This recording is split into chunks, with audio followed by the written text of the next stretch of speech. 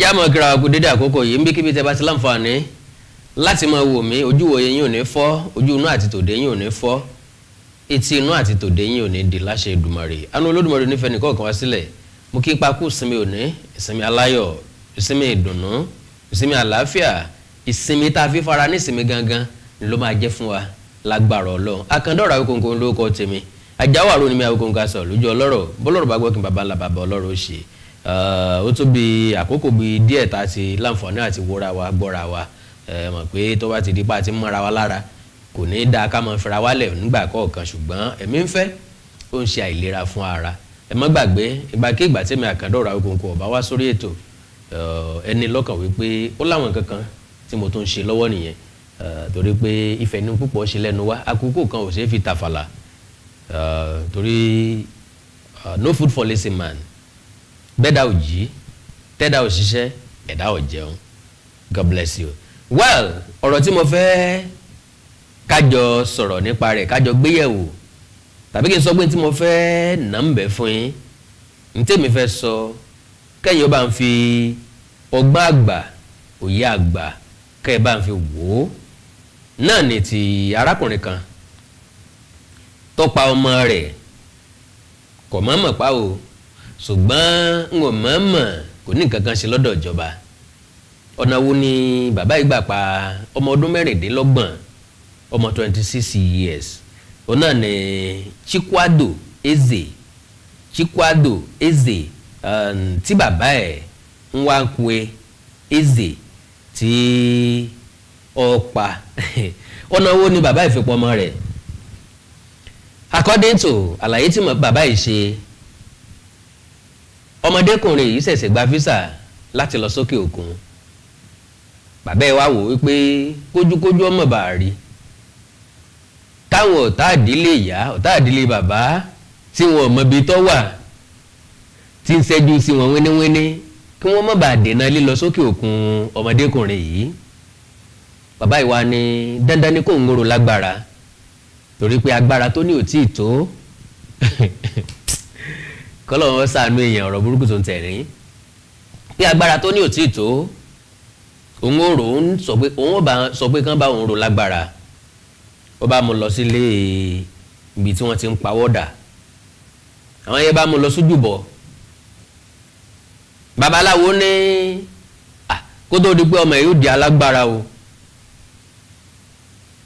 tágbára ọ̀tá ò ní ká, tọ́wọ́ oṣù àjẹ́ ò ní bà, tí yóò lọ sókè òkun láyọ̀ àtàláfíà, tọ́jẹ́ pé bọ́ bá dọ̀hún gbogbo tó bá náwó sí ní ọmọ bọ́ sí, yóò rí ṣe, yóò là yóò lu àti bẹ́ẹ̀ bẹ́ẹ̀ lọ. Dandan ni kó sùn sínú pósí fún wákàtí kan àtọgbọ̀n ìṣẹ́jú.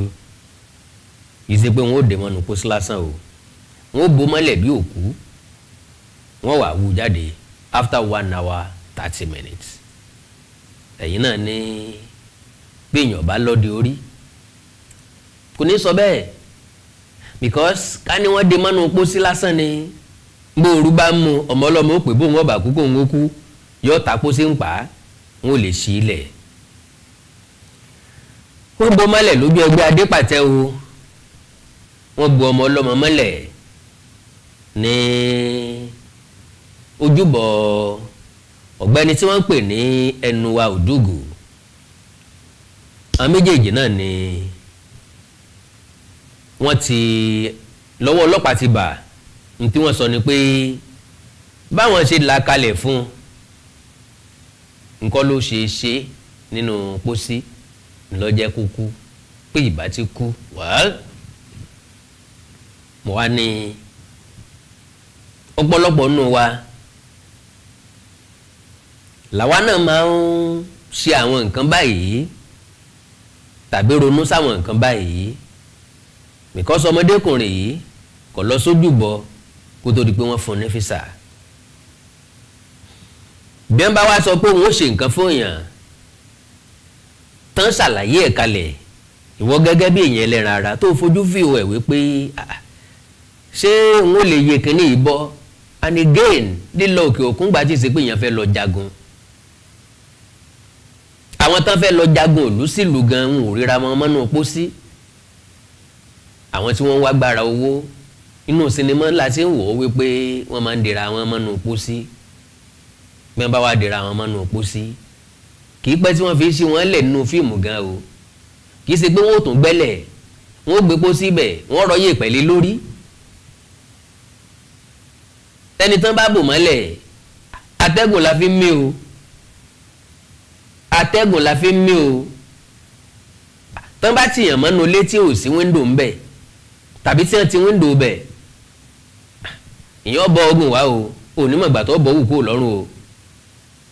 Tí wọ́n bá múná lọ tó rú mú tíbi tó ń gbé ò sí wíńdò torí àwọn ará bí tí wọ́n náwó wọlé látojú wíńdò tí wọ́n kó ilẹ̀rù lọ tí wọ́n gé nẹ́ẹ̀tì tí wọ́n yọ fóònù lọ tí bẹ̀rù ò jẹ́ kẹ́ ẹ lè ṣí wíńdò ara èèyàn ò ní balẹ̀ inú ilé nìyẹn o inú ilé dẹ̀ sì nìyí ó máa ní space dáadáa wíńdò lèèyàn ò ní lè ṣí ká tó wá sọ pé wọ́n kọ́kọ́ dé èèyàn mọ́nú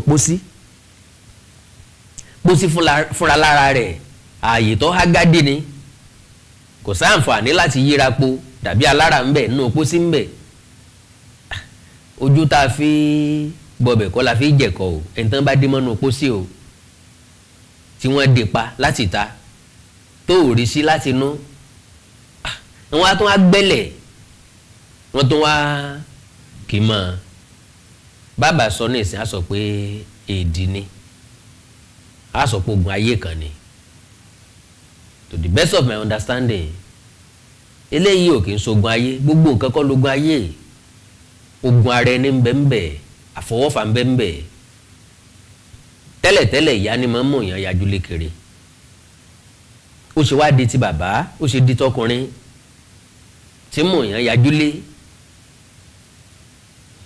irú èèyàn wo ni babaláwo kí ló rò débẹ̀ èèyàn mélòó ló ti ṣe bẹ́ẹ̀ fún tó survive kí ló dé tó fi rò sírú ọmọ bẹ́ẹ̀ tó fi rò sírú ọmọ yìí sówó tí baba wọ́ gbà náà ni kò jẹ́ kí baba ọgbọ́n tó fi múru suggestion bẹ́ẹ̀ wá àbí owó tó mọ̀ọ́mọ̀ fi ránṣẹ́ sí baba ló mú baba sáré káàkiri tó lòún ṣáájò fún ìwọ̀nba láàjò gbọ́dọ̀ mọ ó ní lọ́nà bí tá a ṣáájò gbà lóòótọ́ ntọ́da ń fẹ́ àdúrà èyí tó kù díẹ̀ káàtó ń fẹ́ ìgbìyànjú ṣùgbọ́n náà tá a gbà gbìyànjú ẹ̀jẹ̀ á rí i dájú pé kì í sọ̀nà tí yóò la ẹ̀mí lọ ọ̀nà tí yóò mú ìsinmi fún ni ni because to the best of my understanding ẹni tí wọ́n ní wọn ó dè mọ́nú pósí tó ń gan òsọ á béèrè pé aṣọ le tó bẹ́yẹn náà ni ẹ wò dádì tó bá ti jẹ́ onípósí ni ẹ wò ẹja fílẹ̀ fọlọ́hún ẹja yọ̀ǹdẹ̀ fọlọ́hún wọ́n wá ní wọn ó dè ọ́ mọ́nú pósí because kan tó dè yàn mọ́nú pósí wọ́n ti kọ́kọ́ gbẹ́lẹ̀ ojú rẹ̀ náà ti ń gbẹ́lẹ̀ tán fẹ́ sin ọ́ sí láàyè wọ́n sin síbẹ̀ láàyè wọ́n gbé jáde lókù after 1 hour 30 minutes. So my lovely brothers and sisters ẹ̀yin dádì àti mọ́mẹ́ lóòótọ́ ìgbìyànjú ní satọ́kùn fún olórí rẹ̀ kì í wọlé bá látẹ̀tẹ̀rẹ̀ ṣùgbọ́n lóye tèmi gbogbo nǹkan kọ́ lógun ayé ogun ayé ń bẹ o ẹni tí wọ́n bá nà lọ́rẹ́ nídìí yóò gbà wípé lóòótọ́ ń làwọn èèyàn wà ṣùgbọ́n láwọn àgbà kan nǹkan kò kì í ṣe wá tá a fi máa ń pè nǹkan ṣe wá ọmọ ọlọ́mọ tó rí físà gbà ó yẹ kó travel nínú oṣù kọkànlá tá a fẹ́ mú yìí wọ́n á dá ẹ̀mí ẹ̀ légbodò tí bàbá ẹ bá níyàwó méjì wọ́n á lọ́dọ̀ ogún ìyá ẹ̀ ní wọn ò fẹ́ jó soríire ní wọ́n á ní bàbá ẹ̀ ní wọ́n dì wọ́n á lọ́mọ ẹ̀ ní wọ́n dì wọ́n á ní tán bá tiẹ̀ di bàbá ńgbà tán sọ fún òun pọ́n fẹ́ gbé sínú pósí kí ló dé tí ò fi kọ̀ Yorùbá ní àbámọ̀ kì í síwájú ọ̀rọ̀ ẹ̀yìn ni máa ń gbé ntí ọba ti mú ni kì í gbọ́n ni o máa ń gọ ni o babaláwo gọ̀ ọmọ gọ̀ bàbá gọ̀ now ọwọ́ ti bá bàbá ọwọ́ ti bá babaláwo wọn bí èjì wà lágọ̀ọ́ ọlọ́pàá wọ́n gbé wọn kọjú ilé ẹjọ́ wọ́n rìmáǹdì wọn. èmi mo bí kò sí lọ́rọ̀ ìjọba àṣebí mi mo bí nǹkan mi ṣebọ́ ọmọ mi ni nítorí báwo mi mo lè fi ṣe irọ́ o. ọmọ rẹ ni nínú ilé rẹ, ọmọ rẹ ni tó bá fẹ́ sanwó skul, ọmọ rẹ ni tó bá fẹ́ jẹun, ìsọmọ rẹ ni tó bá fẹ́ kú o. tó bá jẹ́ kó àtọ̀dọ̀ Ọlọ́run kò sẹ́ni tí ó bí ọ́ ní nǹkan kan, ṣùgbọ́n ikú àfọwọ́fà tiẹ̀ ìjọba rẹ́dì láti bí ọ lẹ́jọ́ o. ìdájọ́ tó bá dẹ̀ tọ́ sí ọ ni wọ́n fún ọ. wọn ò náà ń pítí èèyàn pé torí pọ́jọ́ mẹ́ ẹ. so kẹ́ni tí mò ń gbìyànjú láti sọ ò ní wípé àwa tá a pera lóbi ọmọ ìlú òyìnbó kì í ṣe àlùjànnà, òkè òkun kì í ṣe ọ̀run rere. bí èèyàn bá rí lọ dédé, bí èèyàn bá rí lọ kò yẹ kó jẹ́ dandan, kò yẹ kó jẹ́ níta mọ́ kàrámọ̀. orílẹ̀-èdè Nàìjíríà mo ti rí mọ́ rí pọ́n fún yàn físà tí ó máa rejoice, tí ó máa ṣe Thanksgiving church. orílẹ̀-èdè Nàìjíríà mo ti ń gbọ́ téèyàn máa kó passport káàkiri kan lè fún físà, all those things. àwọn èèyàn tẹ́ fẹ́ lọ bá ń bẹ̀ wọn ò rí pé ó special kankan bẹ̀. ńgbà tó òyìnbó bá fẹ́ wá sí Nàìjíríà sàn máa ń ṣe Thanksgiving ni, because mò ń wọ́ndà gbé sáwọn náà máa ń lọ sílé yẹ̀mí wò kó tó di pọ́n gba físà wá sí Nàìjíríà. àbánlẹ̀bọ̀ wọn lè tutù tán rú lérí passport wọn kí nǹkan mọ̀ bá ti wọn Nàìjíríà ni mo ní kájọ fojú àgbà wò. ìṣẹ̀lẹ̀ tó ṣẹlẹ̀ yìí ṣé ká sọ wípé kò sẹ́ni tí ò lè ṣẹlẹ̀ sí ni, àbí ká sọ pé bàbá yìí gọ̀, àbí ká sọ pé kò mọ nǹkan tí ń ṣe. bí bàbá bá gọ̀ èwo ni tọmọ, because babaláwo ń tiẹ̀ àmọ́ bóyá ó ṣerú ẹ̀ rí, bóyá tíjọba bá béèrè lọ́wọ́ ẹ̀ wọ́n mọ̀ bóyá ó ti ṣerú ẹ̀ rí tí ọ̀dẹ̀ bú lọ́wọ́. torí téèyàn bá ṣe tí ò bùyàn lọ́wọ́ lèèyàn máa ń pè èèyàn rí ṣe. well Akanda ló rọ̀rọ̀ lẹ́nu bíi tẹjọ́. ẹ jẹ́ kí n sáré tọrọ ìṣẹ́jú méjì lọ́wọ́ yín láti polówó nǹkan tí mò ń ta. God bless you. ẹ kú sí mi. NDT Clearing Freight and Logistics iṣẹ́ wọn dára ọ̀tá sọ̀sọ̀ wọn kárí ayé. NDT Clearing Freight and Logistics bá a ṣe kárí ayé bẹ́ẹ̀ ni òye iṣẹ́ yìí wa. cargo services wá dúró tán láti Nàìjíríà. a ó bá yín gbé nǹkan ránṣẹ́ sí àwọn èèyàn yín ní Europe, UK, US, Canada, Asia lọ bẹ́ẹ̀. gàárì, epo pupa, ẹ̀gúsí, ẹja gbígbẹ, ìgbín, irú, àpọ̀n, aṣọ, ìlẹ̀kẹ̀, àwọn ìwé tó ṣe pàtàkì àti bẹ́ẹ̀ bẹ́ẹ̀ lọ. kò tán síbẹ̀. NDT Clearing Services lẹ́kìtìntẹ́ àṣẹ tó ń tẹ̀jọba tá a gbà. ó mú àwọn èèyàn yàn wá láàyò láti port. ọwọ́ kan ni NDT á clear kọ̀ńténà yín jáde fún yín. bó ṣe kọ̀ńténà tó kún fún káà lóríṣiríṣi tàbí ohun mìíràn. àwọn òṣìṣẹ́ wa kọ̀ lálá. professionalism wa kò lẹ́gbẹ́. NDT doorstep delivery service náà ò gbẹ́yìn. níbikíbi lágbàáyé àwa gbé ọjà yín fún yín lẹ́nu ọ̀nà yín. NDT tún bá ní ìrajà. product sourcing ìyẹn ni pé à á ràn yín lọ́wọ́ láti ra ohun tí ẹ fẹ́. à á sì fi ránṣẹ́ sí yín ní kámọ́ kóbó. ní NDT Clearing Freight and Logistics. akájú ẹ̀ àtò àlétò iṣẹ́ wa yàn ó yanjú lówó péréte. ẹ máa bọ̀ lórí iléeṣẹ́ NDT ní nọ́mbà 22 Latif Salami Street Ajao Estate Ikeja Lagos. a sì tún ní ẹ̀ka káàkiri orílẹ̀-èdè Nàìjíríà. ẹ bá wa sọ̀rọ̀ 08182311480 àti 0912907404. bákan náà iléeṣẹ́ NDT lókè òkun wà ní Toronto, Canada. Please call +16472895364. Website www.ndtfreights.com. NDT Clearing Freight and Logistics. Assure delivery. ìwúrí ọdún tuntun níbi tá a ti máa ń tọrọ ohun tá a fẹ́ tẹ́lẹ̀ dọ̀ sì máa fàṣẹ sí ní wàrà ń ṣe é sà. tọdún yìí tó ti wọlé dé o. ọ̀rọ̀ àwọn ọmọ aṣẹ́gilájẹ́ ẹ̀yà àwòrán máa làkúlà sọ̀rọ̀ ọ̀gbọ̀gbẹ̀ kan ọ̀rọ̀ kan. gbogbo wọn borí ìwé kò máa pariwo ajé tantan. gbogbo ẹ̀dá yìí pátá tó fẹ́ gbẹ́gbẹ́ pé làwọn ẹlẹ́nu iṣẹ́ kò fẹ́ máa rí tajé ṣe kó sọ̀rọ̀ kó bóde pàdé. ìṣẹ́gun ọ̀tá lójú ayé àti lójú ọ̀run. ẹ̀rọ tó ń wá ọmọ lọ́jọ́ tó ti pẹ́ ìjákulẹ̀ lórí ìwé ìròyìn ní gbogbo ìgbà. òtún rí jẹ̀rí mu tẹ́lẹ̀ ṣàdédé ní gbogbo nǹkan lọ́gbọ̀n rẹ̀ bì. tètè máa bọ̀ níbi ìwúrí ọdún tuntun yìí èyí tó máa wáyé fún ọjọ́ mẹ́rìndínlógún gbáko ní December ọdún tá a wà yìí. kó wá tọrọ gbogbo tó fẹ́ fún ayé rẹ̀ ti dáadáa. káwọn alálẹ̀ ó sì máa fàṣẹ sí lójú ẹsẹ̀. àwọn tó gbá lọ́dún tó kọjá kọjá ohun tí wọ́n fẹ́ ti tó wọn lọ́wọ́ wọ́n ti ń gbé ìgbésí ayé ìrọ̀rùn báyìí ìwé náà má ṣàfihàn ẹ̀wọ́ agbọ́ o ẹ̀yin tẹ́ bá wà lọ́nà tó dé lórílẹ̀‐èdè Nàìjíríà àtẹ̀yin tẹ́ wà ní ìpínlẹ̀ orílẹ̀‐èdè ní Áfíríkà tó fi mọ́ ẹ̀yin tẹ́ wà nínú òyìnbó tẹ̀lé ráàyè wá síbi ètò yìí fisikali ẹ̀ má fòyà ṣẹ́rí bí ìwúrí ọdún tuntun yìí bá ti ń lọ lọ́wọ́ ní Dìsẹ́mbà àwọn aṣọ fídíò kan pẹ̀lú yín tí kálukú dẹ̀ máa ṣe ìwúrí rẹ̀ lẹ́yọ kọ̀ọ̀kan ní èmi kan ìwọ kan tó lóyìnbó ń pè ní one-on-one fáṣọ tó máa dùn lójú ẹsẹ̀ privacy yìí jẹ́ wálé lórí gidi gan ni o àwọn tí yóò máa súnlé fáwọn èèyàn níbi ètò yìí mọ́mọ́mọ́mọ́ gbogbo wọn wà àwọn alálẹ̀ ló ń gbẹnu wọn ṣàṣẹ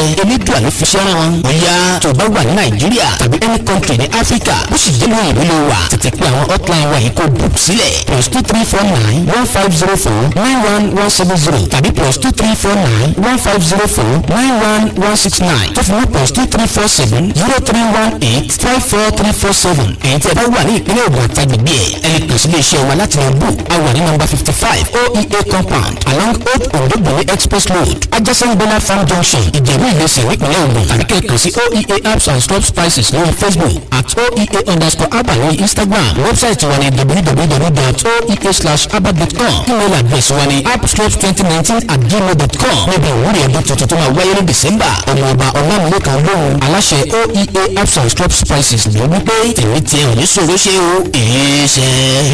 mo kí gbogbo etí tó ń gbọ́ wa nílé mo sì kí gbogbo ojú tó ń wò wá nílé pé ojú tẹ fi ń wò wá ò ní fọ́ etí tẹ sì fi ń gbọ́ wa ò ní di orúkọ tèmi ni Goldworm tí gbogbo ẹ̀yin èèyàn mọ̀ sí ìyá Ìjẹ̀bú gẹ́gẹ́ bí ẹ ṣe mọ̀ ní ìṣe wa wípé ìlera yín òun ló jẹ wá lógún a tún ti dé bí a ṣe ń dé o gbogbo ẹ̀yin tí ẹ ní ìṣòro tó jẹ́ pé ọkùnrin tó dàbí obìnrin nínú ilé ọkùnrin tí ò lè ṣojúṣe pẹ̀lú ìyàwó ẹ kàn sí iléeṣẹ́ Goldworm ẹ̀yin tó jẹ́ pé pépà lẹ máa kà lálẹ́ ẹ má ka pépà bò ẹ kàn sí wa a ní pákéjì oríṣiríṣi fún yín a ní 3-in-1 a ní 2-in-1 fẹ́yìn ọkùnrin tó lè jẹ́ kẹ́ ṣe tó máa jẹ́ kẹ́ ṣe bó ṣe yẹ kẹ́ ṣe bákan náà ni ìṣòro tí a ń pè ní arthritis yìí ó ń ṣọkùnrin ó ń ṣobìnrin orúnkún ríro ìbàdí ríro ọrùn ẹsẹ̀ ríro ẹlòmíì ó lè jẹ́ osteoarthritis lónìí ẹlòmíì rheumatoid arthritis ẹlòmíì ìdẹ̀rẹ̀ kò ní lè bẹ̀rẹ̀ mú nǹkan lẹ̀ ẹlòmíì ò lè bẹ̀rẹ̀ kírun ó ṣeé ṣe kó jẹ́ sciatica ni ó ṣeé ṣe kó jẹ́ lumbar spondylosis ni ẹlòmíì ìdẹ̀rẹ̀ arthritis ni tó bá ti di pé ìbàdí ń ro ẹ̀ ò lè bẹ̀rẹ̀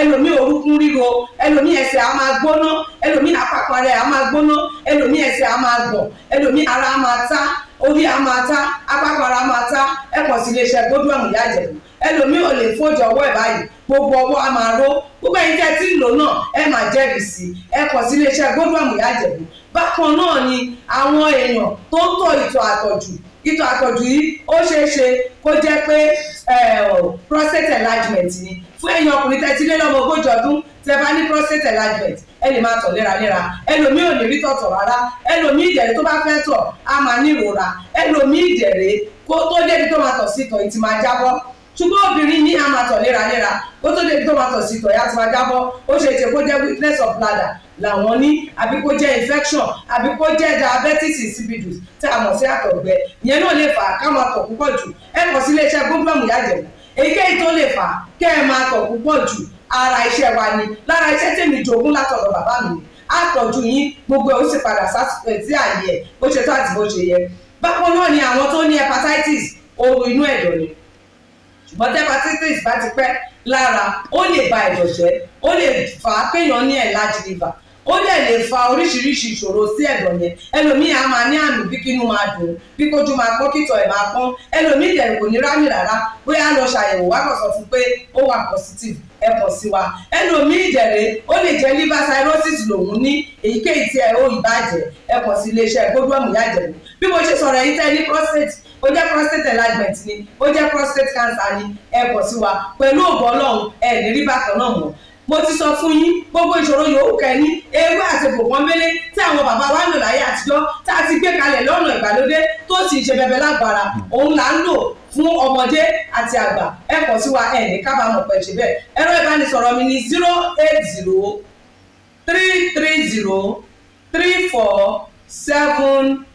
08033034777 08033034777 ẹ bá wà l'Amẹ́ríkà kẹ́ ẹ wà ní Spain kẹ́ ẹ wà ní UK ibikíbi tẹ́ ẹ bá wà ó jẹ́ Canada ni ó lè jẹ́ Port Harcourt ni ó jẹ́ Abuja ni ibikíbi tẹ́ ẹ bá wà ẹ kàn sí iléeṣẹ́ Goldworm ìyá Ìjẹ̀bú ẹ bá mi sọ̀rọ̀ lórí WhatsApp ẹ lè pè mí, ẹ lè fi voice note lẹ̀, ẹ lè fi message lẹ̀ lórí WhatsApp, máa dá yín lóhùn bó ṣe tó àti bó ṣe yẹ. Gbogbo ibi tẹ́ ẹ bá wà lè gbòógì wá máa dé, ẹ sì ní kábàámọ̀ pé ẹ pọ̀ sí iléeṣẹ́ Godwin Ìyá Ìjẹ̀bú. Ẹlòmíì apákan ara ẹ̀ á máa kú, kí ló fà tápákan ara fi ń kú? Ẹ pọ̀ sí wa ẹ máa mọ̀.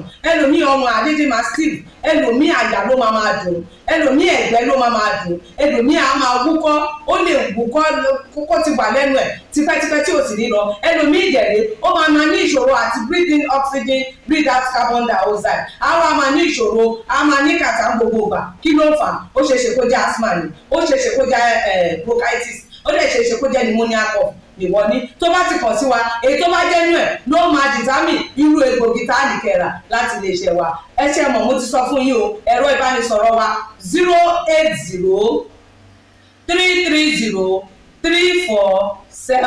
080-330-34777. Iléeṣẹ́ Godwin last bus stop yín ni pẹ̀lú agbára Ọlọ́run. Remember, if it is not Godwin, it can never be like Godwin. I used to tell you, health is something to be treasured. Ire o. Ẹ káàbọ̀ padà. Mẹ́wàá ń ṣẹlẹ̀ ní dúníyàn. Ẹni tọ́kàn ló mọ̀. Aburú ò ní kàn wá o.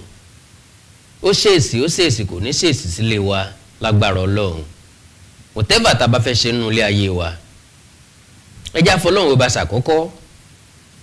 Ẹ má sì mí gbọ́ o. Ara ń fa àjò. Ara ń fẹ́ tọ́jú. Ìdí ni pé ní tí kòkó ẹ bá yé nìkan ló mọ̀ ọ́ lọ.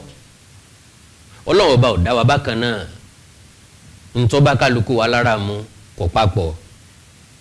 Àwọn kan wà àdúrà ni. Àwọn kan wà ètò àdúrà ni. Àwọn kan wà oríṣiríṣi nǹkan ni wọ́n fi ń tọ́jú ara wọn. Ṣùgbọ́n àwọn nǹkan kan ń bẹ tó jẹ́ pé fúnra lára wa mọ̀ wípé ó lè mú ìpalára dání. Ọmọ tó kú yìí ò lè padà wáyé mọ́. Físà ti jẹ́ńtẹ́ẹ̀dì wọn ìbá yẹn lò ó.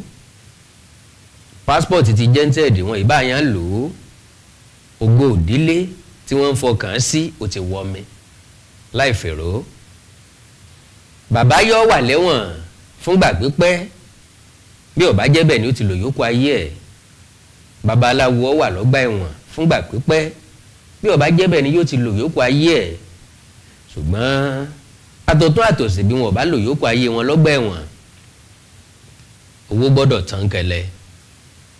Tó bá burú tán olúwa rẹ̀ nìkan ni yóò kù o.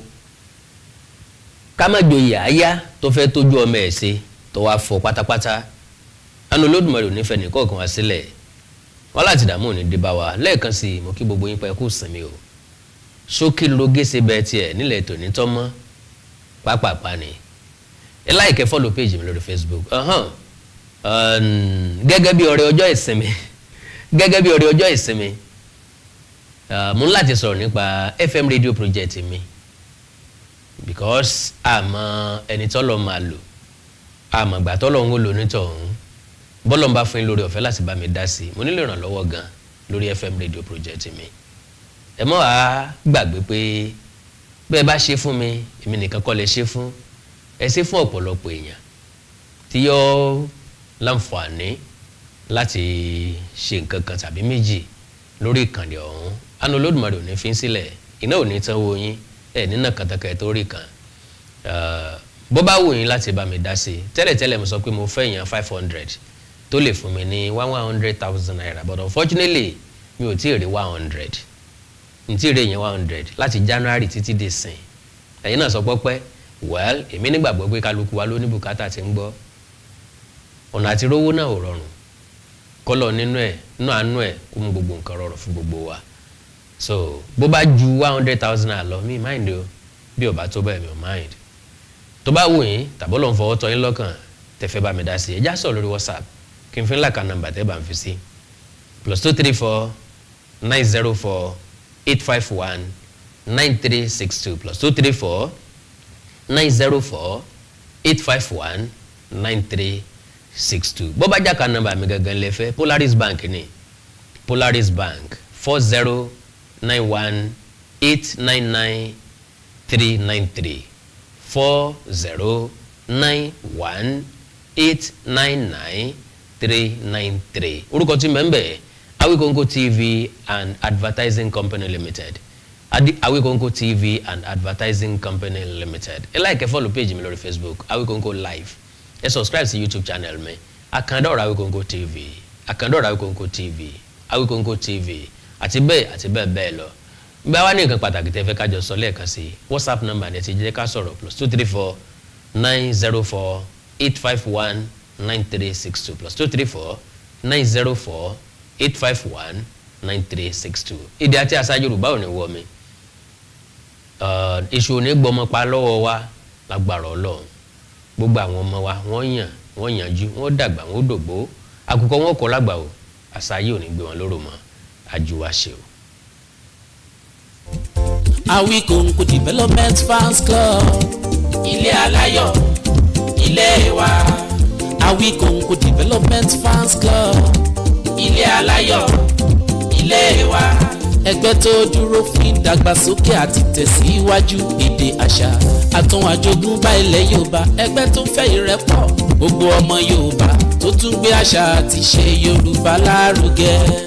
Awikonko Development Fans Club, ilé aláyọ̀, ilé wa. Awikonko Development Fans Club Worldwide, ẹgbẹ́ tí kò rọ̀gbọ̀kú lé ìjọba, ẹgbẹ́ tó dúró fún ìdàgbàsókè àti ìtẹ̀síwájú èdè àṣà àtún àjogúnbá ilẹ̀ Yorùbá pẹ̀lú àtìlẹ́yìn gbajúgbajà pèdèpèdè ní Akanda ọ̀rọ̀ Awikonko, ẹgbẹ́ tó ń fẹ́ ìrẹ́pọ̀ gbogbo ọmọ Yorùbá, ẹgbẹ́ tó ń gbé àṣà àti ṣe Yorùbá lárugẹ, ẹgbẹ́ tó dúró láti ṣàtìlẹ́yìn tó gbọngbọ́n fún Akanda ọ̀rọ̀ Awikonko àti àwọn ètò rẹ̀ káàkiri àgbáyé. Àǹfààní wà láti darapọ̀ mọ́ wa. Ẹ bá wa sọ̀rọ̀ lórí WhatsApp nìkan. Ẹ lè pè wá, ẹ lè send text message tàbí voice note pẹ̀lú àwọn nọ́mbà wọ̀nyí +234 8053 270136 tàbí ààrẹ ẹgbẹ́ Adéolú Adékọ́lá lórí +170 48 91 2729. Awikonko Development Fans Club Worldwide, ilé aláyọ̀ nílé wa.